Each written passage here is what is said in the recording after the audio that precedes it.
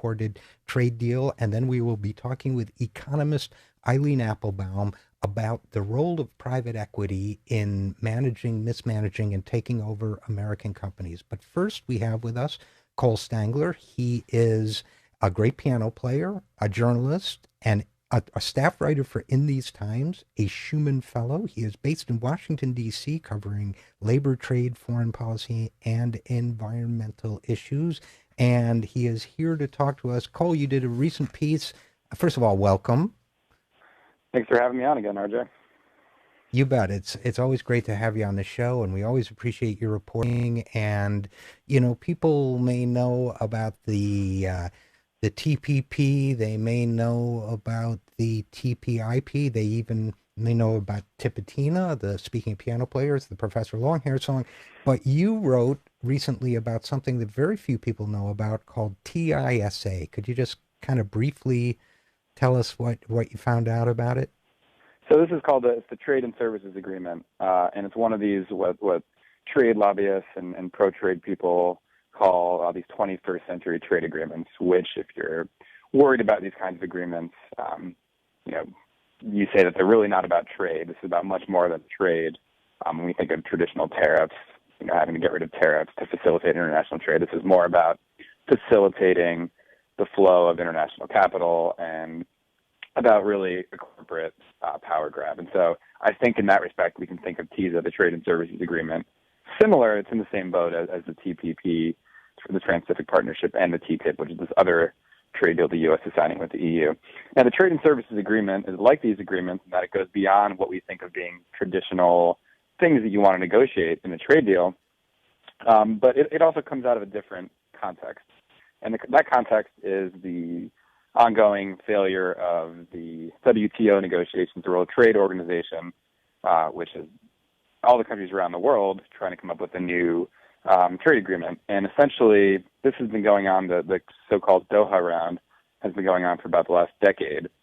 And when these talks started around, I think in early 2000s, there was a lot of optimism. People were very excited about them.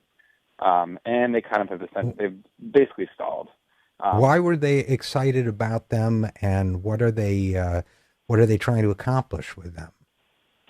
So, I mean, we can think of the next round of WTO talks being another wave of essentially liberalization and kind of what we think of traditionally the WTO doing. But the problem was during those talks, a lot of the countries in the global south, the BRICS, were opposed to essentially some of these more extreme proposals in the service sector. Now, the WTO negotiations cover a lot of different things.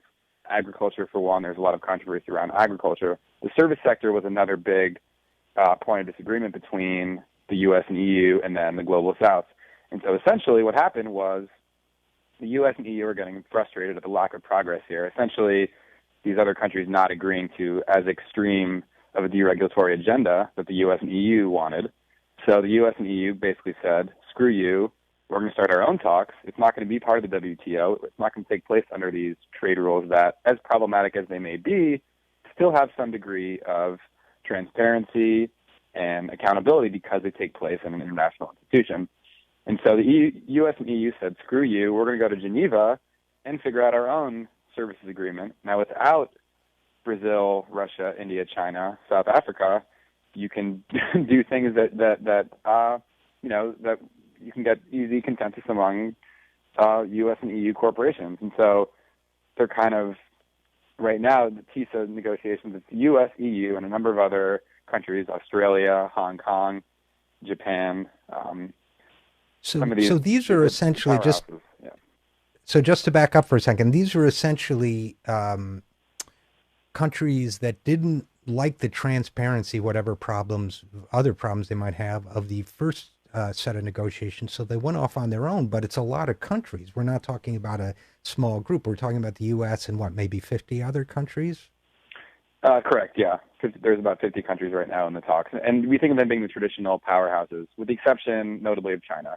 And there's been talk about China potentially joining in. The thing about this is, because you don't have all the world on board with this, the people are thinking maybe if you can come up with a really extreme agreement here, TISA, in a couple of years you'll be able to gradually ease that into the WTO slowly just peel away countries until you have a bigger block, until eventually you're able to get this thing through the WTO. And that's kind of So the what long is game that this people are thing? concerned about. Yeah. So what does this thing actually do? It amends other trade agreements or replaces them, or what's in it that people should be worried about? I mean, here's where it gets complicated. The scary part about this is we don't know exactly what's in it. We know some things from reports. So it covers about 70% of global trade and services. And services is everything, it's banking, construction, medical services, telecom, tourism, all of these things.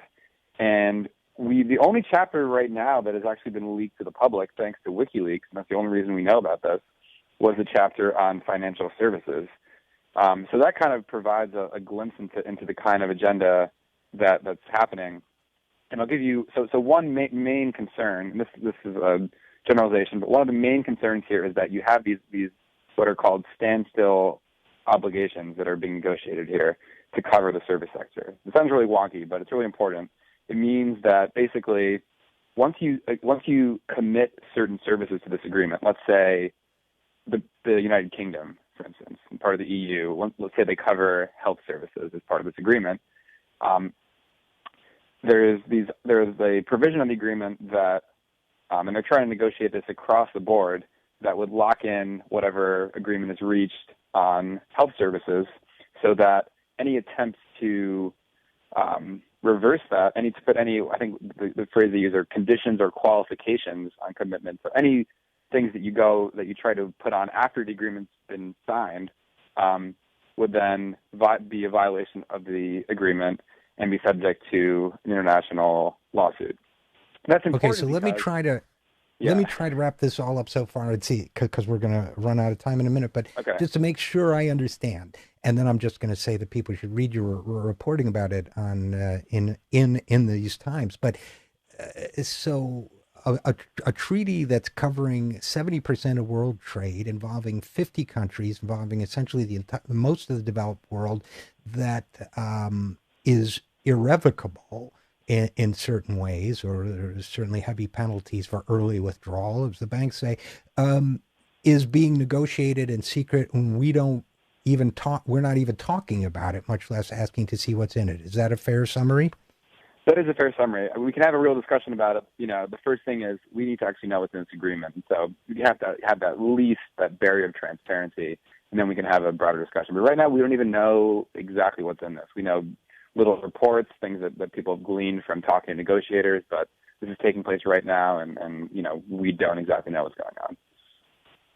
So I assume you're going to stay on top of this, but unless there's a development, this is going to continue to be a secret story for some time to come. So I suppose it's incumbent on the rest of us to create pressure to make it less secret.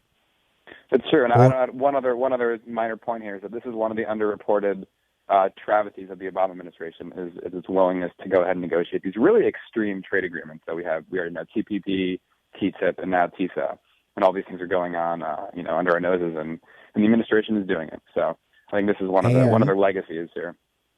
And the only people we have to thank for knowing about this at all, apparently, is WikiLeaks, who are also now popular with the administration. So, Nope. Listen, so I'm going to count on you to keep up the great reporting and to keep us informed on that. And I hope you come back and talk to us again. Cole Stangler, journalist, writer for In These Times and elsewhere, Schumann Fellow. Thanks for coming and talking to us about this really important story. Thanks as always for having me on. You bet. I'm Richard RJ Eskow. We'll be right back after this. This is The Zero Hour.